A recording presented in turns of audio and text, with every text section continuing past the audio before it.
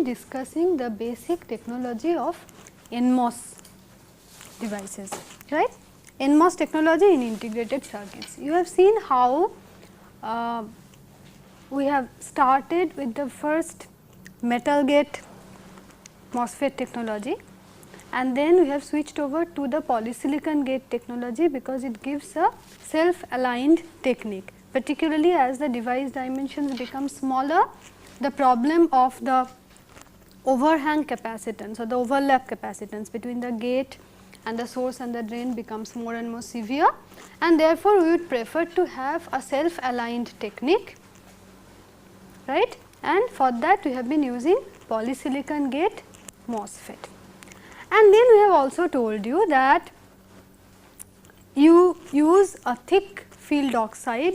The field oxide thickness must be large, so that the parasitic MOSFET has a very high threshold voltage. Okay. But at the same time, if the field oxide thickness is very large, it creates a problem of surface topography, right, that is the surface has a lot of ups and downs. So, in order to prevent it and have a planar surface, what do you use? You use a low cost technique, local oxidation, that is you protect the active transistor region with a nitride oxide mask, and then you have a local oxidation carried out in the rest of the region. You can either have this local oxide fully recessed or partially recessed. If it is fully recessed, then the final field oxide thickness will come only up to the surface. If it is not fully recessed, even then the topography will be considerably less ups and downs. Okay. But in this low cost problem, low cost technique, we had some problem, the problem of bird's beak and bird's crest. This problem is nothing but oxide encroachment underneath the nitride mask, particularly severe when you have a thin pad oxide or when you have a recessed oxide structure, because the oxidation proceeds also along the side walls, and that creates this bird's beak and bird's crest problem. And in the last class, we have discussed certain modified techniques, modified low cost techniques called the Swami in one case, in which case we had the masked sidewall. In addition to having the active transistor region masked by the silicon nitride, we also had the sidewalls after the silicon etching, we had the sidewalls also masked by silicon nitride, so that the oxide encroachment problem becomes less severe. Or you can have a silo technique, that is the sealed interface local oxidation technique, in which case you do not have the pad oxide sitting in on top of silicon. Instead of that, you have a nitride oxide nitride sandwich structure, so that the oxide encroachment problem is less severe. Okay. So, essentially these are the basic features of an NMOS technology. Let us now look at the finer points of NMOS technology, the finer techniques with all its details which are needed in today's very small device dimensions. The first important technique,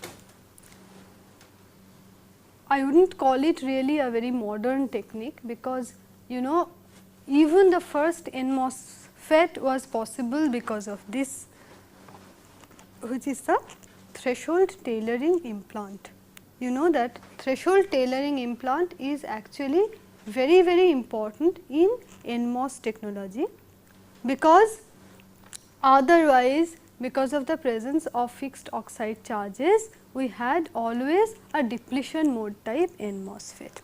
And even today, when we have more or less sorted out the problem of fixed oxide charge, it is now usual practice to have fixed oxide charges in the range of 10 power 9 to 10 power 10 for actually MOS fabrication process flow. Even then, you know, if you have a substrate doping concentration of 10 power 15 per centimeter cube, your threshold voltage will be still pretty close to 0. about 0.2 volts or 0.3 volts without any threshold tailoring implant. So, the problem is, even if I have a positive threshold voltage, but if the threshold voltage is very small 0.2 or 0.3, that means even when the gate voltage is 0, I have considerable amount of current flowing in the device, because you know as soon as the gate voltage is below the threshold voltage, the device does not immediately turn off. We have something called sub-threshold current flows, right. So, if you have a low threshold voltage, then even for Vg equal to 0, there will be considerable sub-threshold current in the device. So, there will be a problem of power dissipation, right. Therefore, threshold tailoring implant is a very important step in NMOS technology.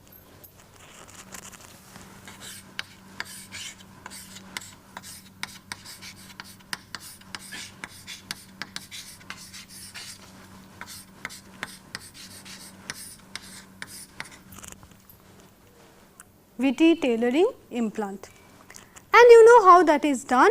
You have a very shallow boron implantation carried out, so that it resides very close to the channel surface. Okay. It is very close to the channel surface, very shallow boron implantation.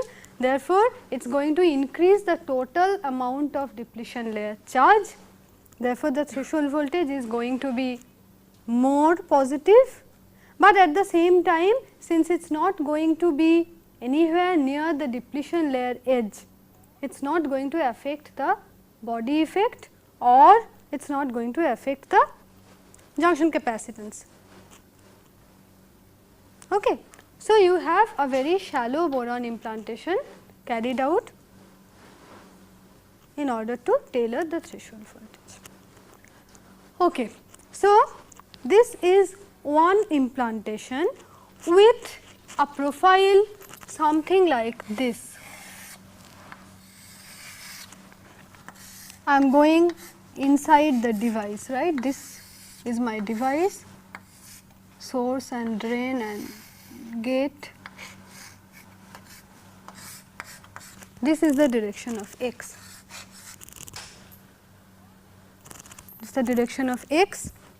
For the threshold tailoring implant, it should be something like this. The profile should be something like this. I have the implantation carried out very close to the surface, deep inside the surface, deep inside the device, nothing is there, it is flat. Okay.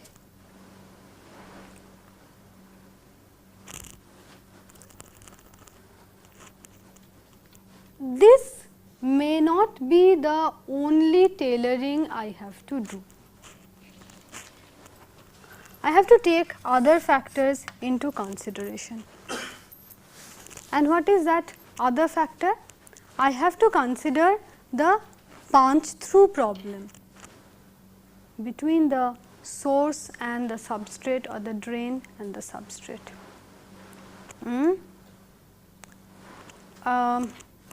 Let us see.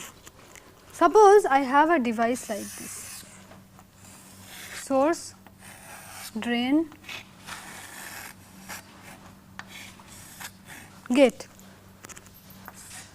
Source is grounded, drain is connected to plus 5 volts. These are N plus regions, and this is my P substrate. So, you see, if my gate voltage is very small,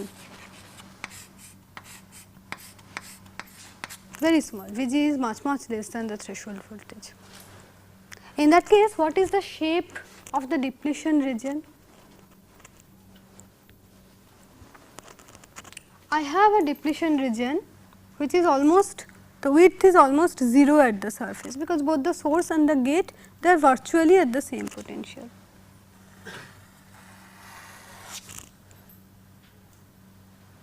Something like this. Similarly, even at the drain side, obviously at the drain side the depletion layer width will be considerably more. Okay. Now, what is punch through? Punch through is when this source depletion region and the drain depletion region merge together. Okay. That is called punch through, when the two depletion regions are merged together. Where in this device is there maximum chance of punch through to occur? Not at the surface. At the surface the two depletion regions are widely separated. Where? Somewhere deep inside. This is where the depletion region widths are most, right. So, I may have a condition like this.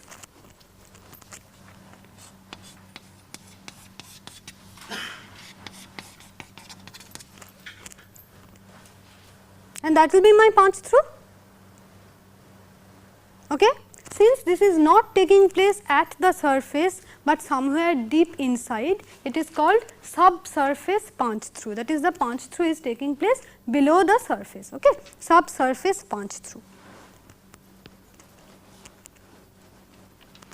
Now, you must prevent this subsurface punch through.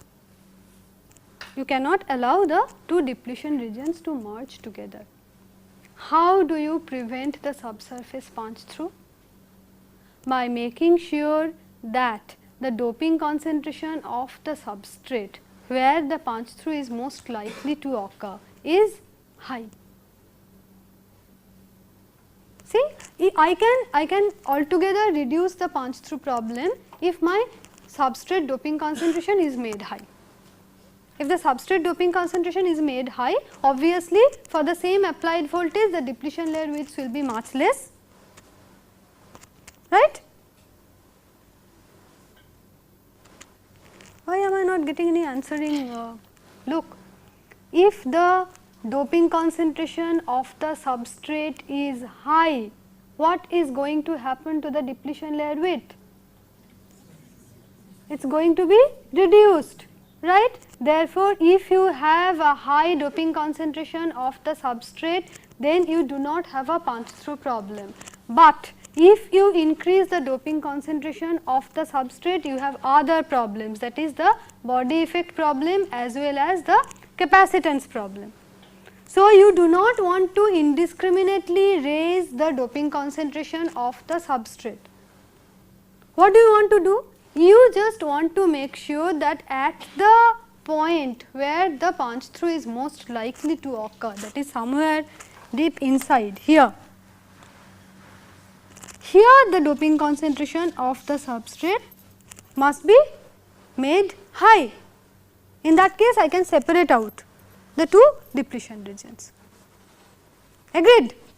So, this is the subsurface punch through problem, which is combated by giving a deeper implantation at the substrate. So, notice I have first of all given a very shallow boron implantation to the substrate, that was in order to tailor the threshold voltage. Now, I am talking about a deeper boron implantation in order to prevent subsurface punch through. Okay?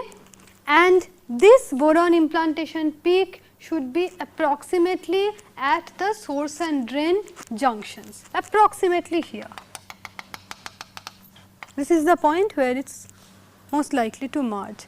So, this implantation, the deeper boron implantation should have a nature like this.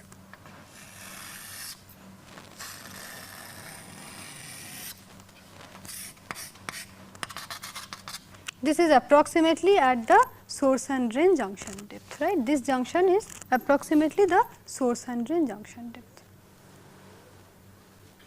So, you see we use not just one boron implantation at the substrate, we may need two. One is for threshold tailoring, the other for to prevent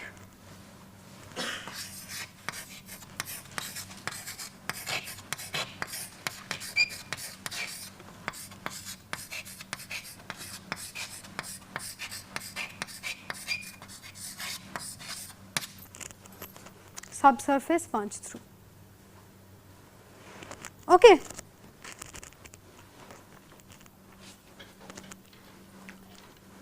right. And then I have to make sure that the devices are electrically isolated, that is the parasitic MOSFET does not start conducting. In a MOSFET my only problem is this, that I have the source and drain of one transistor and then I have the source of another transistor.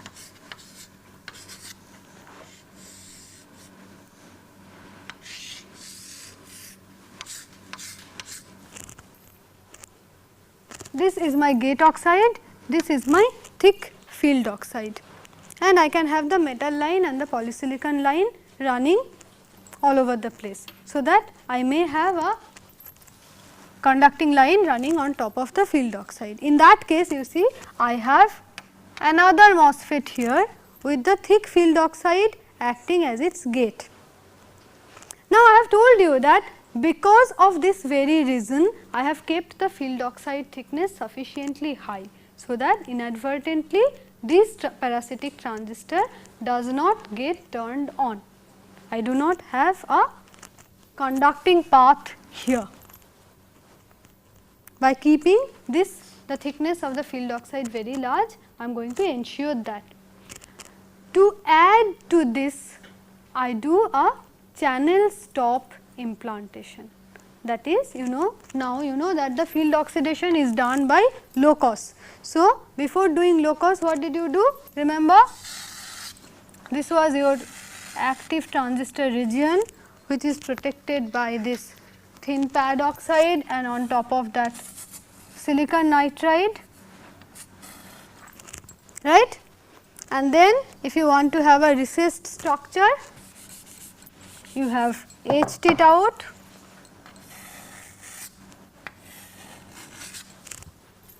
right, and then you are going to grow the thick field oxide. Now, before growing this thick field oxide, you do an implantation here.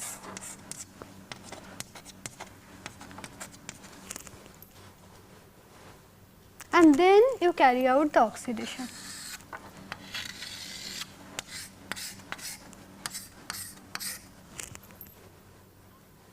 So, what is going to happen? Underneath this thick field oxide, you have also done a channel stop implantation, see, corresponding to this implantation, the channel stop implant underneath the thick field oxide. What is the objective? I am raising the threshold voltage of this parasitic MOSFET even more,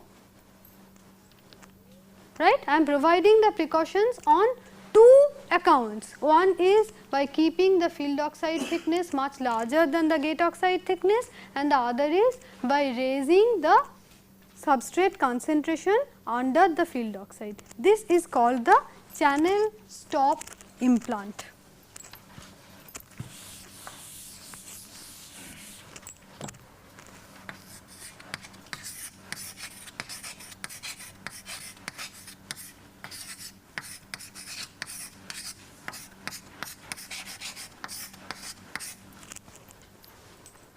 Channel stop implantation.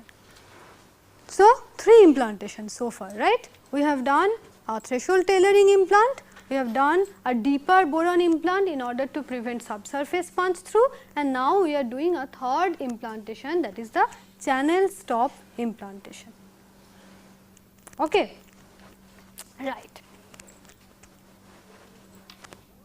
Now, what do we have to do?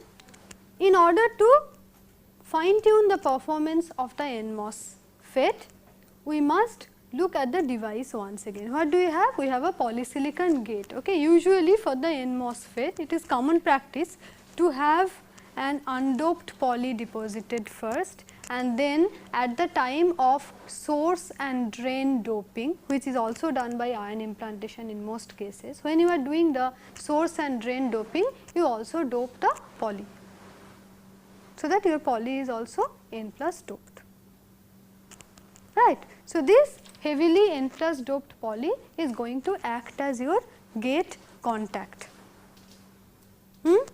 But you know, by now you know that this may not be good enough, particularly now when we have long interconnection lines running, the RC time constant, the RC delay may become considerable, because even though the polysilicon is very highly doped, its resistance is still much larger compared to a metal line, right. So, what do we do? Instead of just having a polysilicon, we have a polysilicon plus silicide, right. So, most of the modern NMOS devices, they use silicided gate technology.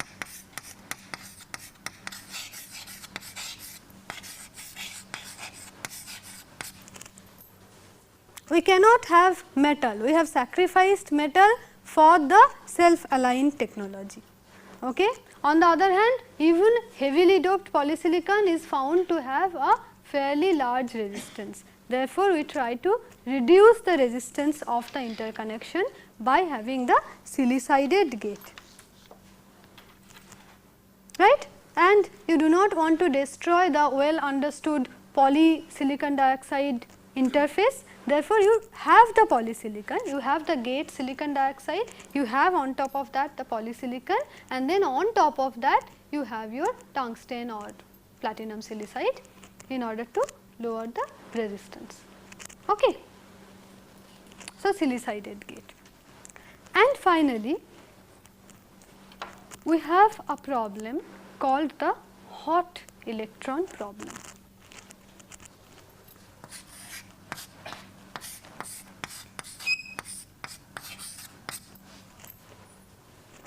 What is this hot electron problem? I have a MOSFET. I have reduced the channel length as well as all the other device dimensions, so that the channel is now very short. Okay. But I have not really scaled the voltage levels that much, right. I still have 5 volts gate voltage. So, what is happening? Effectively, I am increasing the electric field in the channel,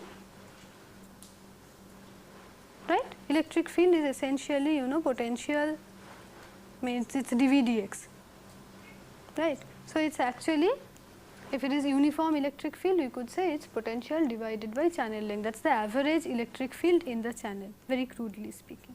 Okay. So, if the channel length is decreased, that means the average electric field in the channel is also increasing. Okay.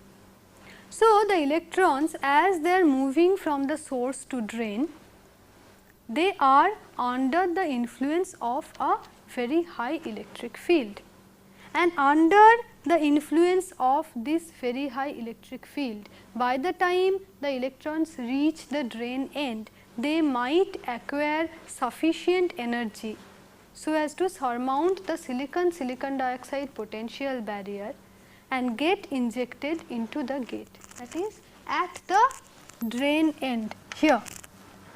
Electrons are moving from source to drain. As they reach the drain end, they might have sufficient energy to surmount the silicon dioxide barrier and get injected into the gate. If it gets injected into the gate, then it is going to have oxide trapped charges, it is going to create oxide trapped charges there. So, the threshold voltage is going to be shifted. Okay. So, they can either create oxide trapped charges or they can create interface states, in which case in general the threshold voltage will change, and this is called the hot electron injection. So, hot electron injection is finally going to set a limit on how long your device is going to perform adequately. Okay. It is characterized by MTF, mean time to failure. See, this is not taking place at the time of device fabrication. After the device is fabricated, when you are using the device, when you are connecting it to the gate voltage, to the source, etc. At that time, this hot electron effect is coming into picture. So, this is a cumulative effect. The more you use the device, more and more hot electrons are getting injected into the gate, and finally it is going to irrevocably change the performance, irrevocably change the threshold voltage of the device beyond the tolerance level, right. So, this is the hot electron effect, and during the device fabrication itself, therefore, we must have some remedial measures so that the hot electron effects are not very severe. So, we have what are called hot electron resistant structure.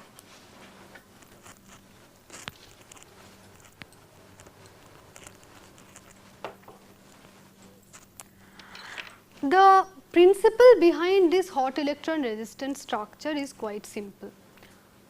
I must reduce the electric field at the drain end. As the electrons are moving from source and drain, they are acquiring maximum energy when they reach the drain end, right. Okay. So, I must reduce the electric field. How do I reduce the electric field? By inserting a lightly doped region between the drain and the channel. That is, instead of having a drain like this, let me have a drain region which will be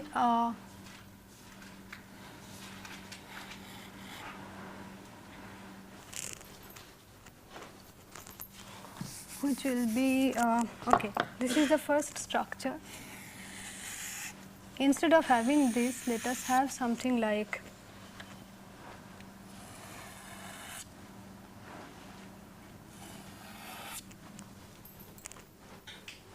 this is lightly doped, this is heavily doped. In this case, the whole thing is heavily doped.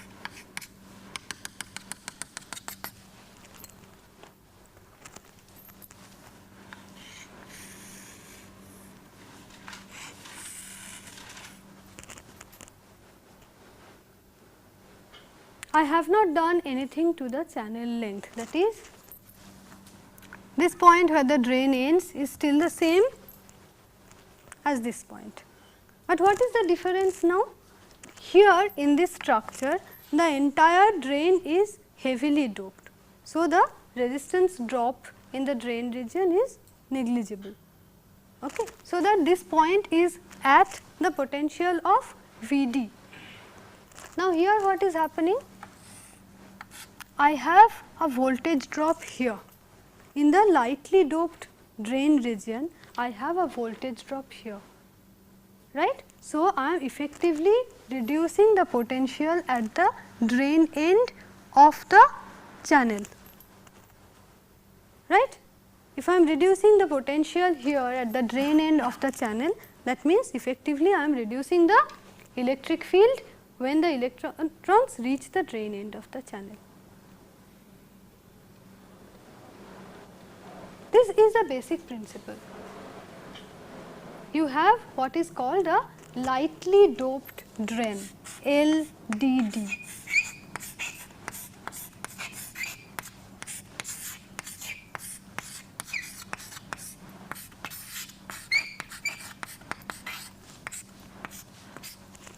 Or sometimes called the double doped drain, DDD.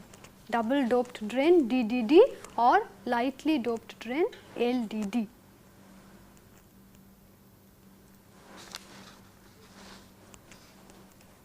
Now, you see the point is this, that the hot electron phenomena, hot electron effect is actually it can be reduced considerably even if you reduce the peak electric field here by a small percentage. That is, if the peak electric field here is reduced to 80% of its previous value, okay, the hot electron effect will be reduced drastically because it is related exponentially to the value of the electric field.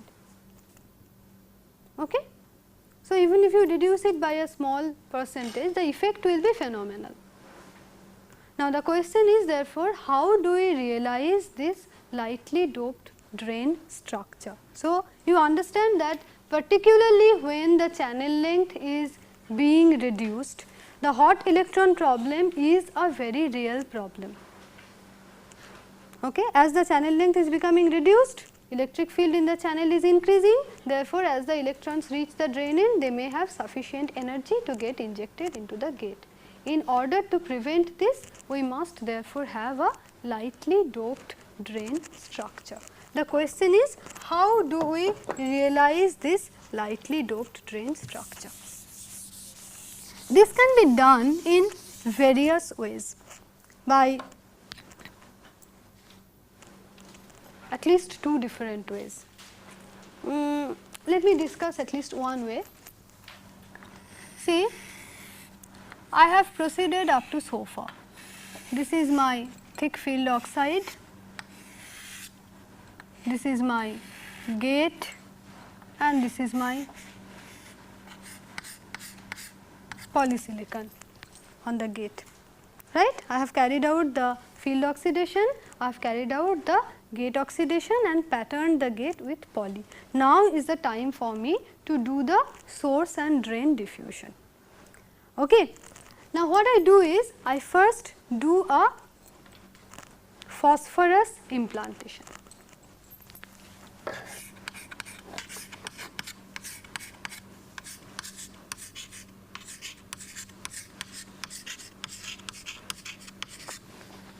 So, I get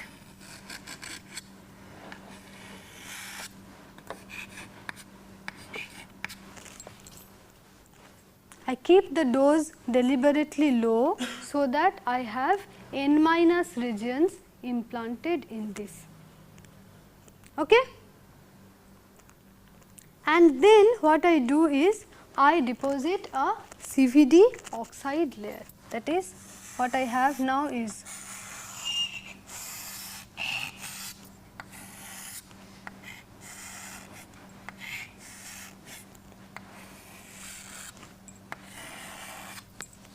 let me now deposit a CVD oxide.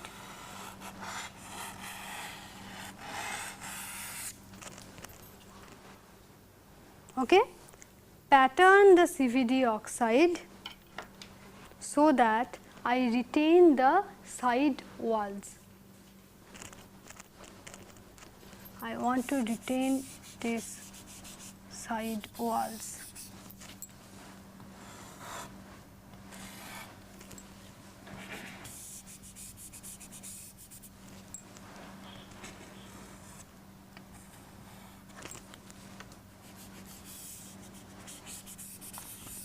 Except for this side walls, everywhere else the CVD oxide is removed. I have done an anisotropic etching, whereby the CVD oxide is removed only from the horizontal surface, but is retained on the side walls. Okay. And now you see, all you have to do is to carry out a second implantation, so that these portions will now be protected by this side wall of CVD oxide, and what you will have is N plus regions here and N plus regions here.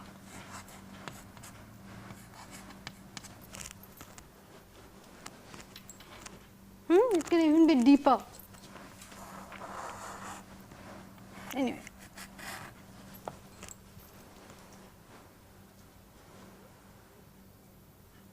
So, this is literally speaking called the double doped drain, because you are using two implantation, double implantation, in order to realize the hot electron resistant structure.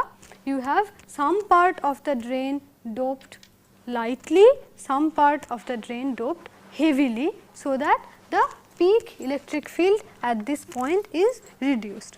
Note that since the MOSFET is a symmetric device, we are doing the same thing for source and drain, even though at the source end it does not really have any significance, right. The hot electron problem is only felt at the drain end. At the source end, it is not filled, but because it is a symmetric structure, because in the mask design we do not distinguish between source and drain, we are doing it for both source and drain.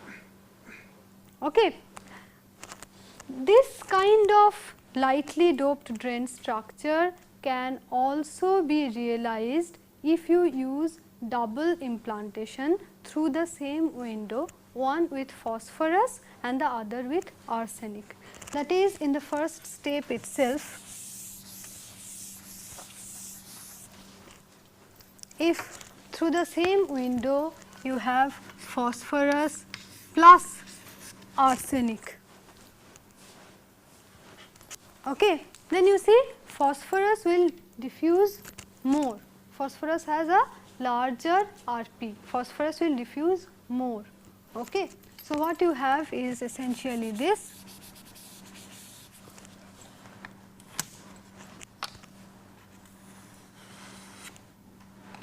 This will be a deeper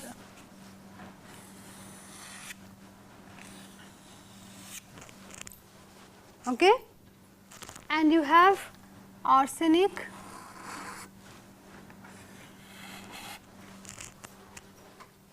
so this portion is N plus, this portion is N plus and this is N minus, N minus. Same thing is again established. Okay. Of course, the earlier technique will give you a better control, because you can actually control the side wall thickness and therefore precisely control the N minus layer width and the N plus layer width. Here of course, you are doing a double implantation, phosphorus plus arsenic, using the arsenic lower depth to realize the N plus region and the phosphorus deeper depth, deeper and therefore more lateral spread also, you are using that region for N minus. But the advantage is here you are doing only one step, the process complexity is less. Process complexity is less. Of course, the other technique will have more process complexity, but it will give you better control. So, these are two ways to realize the lightly doped drain structure, but in both cases we are achieving the same thing, that is we are realizing a hot electron resistant structure. So, these 5 are the features of a modern day NMOS technology, apart from the polysilicon gate and the low cost technique. Okay. Apart from the polysilicon gate and low cost technique, which are now understood. Whenever we talk about a MOSFET technology, we are talking about a polygate MOS and we are talking about the low cost technique. Apart from that, these are the 5 steps. One is the threshold voltage tailoring implantation, okay, for which the boron implantation peak should be at the surface. Second is to prevent subsurface punch through, for which the implantation peak should be approximately at the source and drain junction depth. Okay. Third is the channel stop implantation, for which you have to carry out a boron implantation just after the silicon etching in the regions which are going to be covered by field oxide. Just underneath the field oxide, you must have a heavy concentration of the substrate in order to prevent parasitic MOSFET coming into conduction. Then the fourth is the silicided gate technology, which we must have if we want to reduce the delays in the circuit. Okay. And finally, the hot electron resistant structure, particularly important when the device dimensions are becoming smaller, and that is in order to prevent the hot electron effects. Okay. So, this is so far as NMOS technology is concerned. Of course, now more and more we are going towards CMOS technology. Okay. So, after NMOS technology, see, this is how the technology has advanced. First we started with the metal gate PMOS technology, then we tried the NMOS technology, the polygate NMOS, the silicided gate NMOS, etc., etc., right. So, these are the most detailed NMOS technology, and then we have the CMOS technology. What is a CMOS technology? In a CMOS, we have complementary MOS devices, that is we have both a P channel MOSFET as well as an N channel MOSFET, right. Therefore, we have to realize both a P channel device and an N channel device. Various ways it can be done. First of all, you can have a POL structure. POL structure, that is you start out with an N-type substrate. In that N-type substrate you realize a POL. Okay. Inside that POL you will form your NMOS devices, and in the N-type substrate you will form your P channel devices. Agreed? So, this POL technology was found to be compatible with the PMOS devices, right, except for this POL implantation, it follows the PMOS device specification. You start with the same N-type substrate, right. Okay. So, this is the oldest CMOS. It was used in 1960s when even at that time the PMOS technology was the most prevalent technology. So, people used POL CMOS, so that it can be integrated in the PMOS process flow. Okay. Now, you see what are the advantages in this POL technology. You are starting out with an N-type substrate. Okay. So, the N-type substrate is very lightly doped. Now, you are putting a POL in this. So, the POL doping has to be higher than the N-type substrate, right. It must be higher than the N-type substrate. Okay. So, that means it is easier for you to fabricate enhancement mode type device, right. If the NOL doping is higher, if the POL doping is higher, let's draw it out so that it becomes clearer.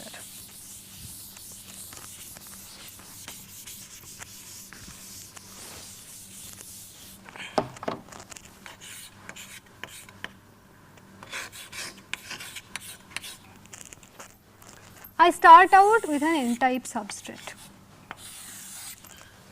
very lightly doped N-type substrate. Okay. Then I form a POL here. This is my POL. So, obviously, the POL doping concentration is somewhat higher than this N minus substrate. Now, this POL is going to house my N channel device, right, and this N-type substrate is going to house my P channel device.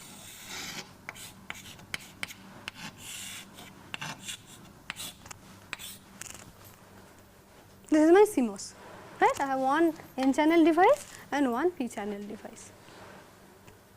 Now, you see, since this POL concentration, doping concentration is somewhat higher than this substrate doping concentration, that means my N channel MOSFET has a slightly higher substrate doping concentration. As far as the N channel is concerned, this POL doping is its substrate doping concentration. And for an N channel MOSFET, if the substrate doping concentration is higher, that means it is easier to form enhancement type devices, it is easier to have a positive threshold voltage. Okay. So, that is why the older technology they preferred this. You can have an enhancement mode type N channel MOSFET, because in that time 1960s and all, ion implantation was not such a commonly available technique. Okay. So, you can have enhancement type N MOSFET possible. Then in 1970s, when the NMOS technology became more prevalent, people started using NOL technology. NOL technology was more suitable for this NMOS compatible process, because you start with the P type substrate and you form an NOL for CMOS which houses your PMOS device, and that is how it goes, right. So, from the POL technique we came to the NOL technique.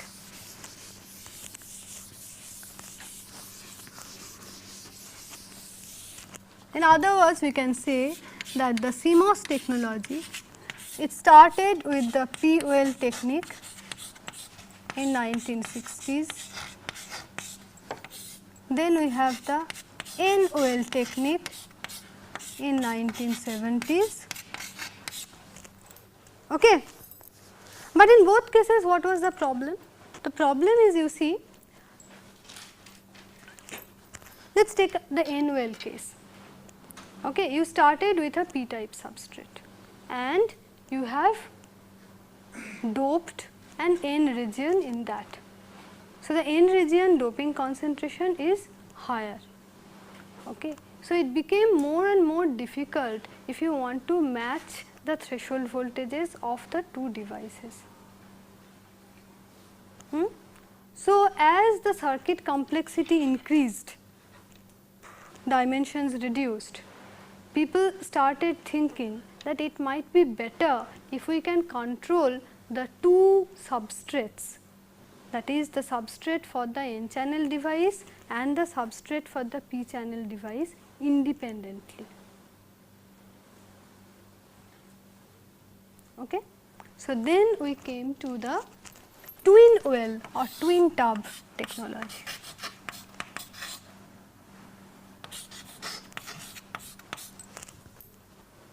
That is, in twin well technology, you start with very lightly doped substrate, almost nearly intrinsic, and then you dope both an N well and a P well. The N well is going to house your PMOS, the P well is going to house your NMOS, and you can tailor the two well doping concentrations independently, individually, and tailor the threshold voltages of your CMOS device, right. So, these are the basic aspects of a CMOS technology. Okay. Only the well formation, we need only to bother about the well formation. After that, it follows exactly the same way as the NMOS technology is concerned, right. The only difference, however, is you also have a PMOSFET, therefore, you have to carry out a separate set of source and drain diffusion for that. But that apart, all the other technological considerations remain the same. The only difference is how do I realize the two regions to house my P channel device and the N channel device. In the next class, we are going to take up this issue. First, we will look at a CMOS which uses an NOL technology. We are not going to discuss the POL technology because nobody uses a POL CMOS anymore. So, we are first going to discuss an NOL technology and then we will go to the twin OL technology, and then I will show you how, as the complexity of the circuit increases, how the twin OL substrate starts to resemble a bipolar junction transistor substrate more and more. And from there we will go to the BiCMOS technology, that is a BiCMOS technology is one where we will house a CMOS transistor as well as a bipolar junction transistor using as few additional steps as possible. But in order to do that, first we will have to see what is a modern day CMOS like, what does it look like, what are its requirements. So, we will first see a not so modern CMOS, an NOL CMOS, we will look at its drawbacks and then see how in a twin OL technology these drawbacks can be ironed out and what are the requirements in this twin OL technology, and then we will look at the BiCMOS technology.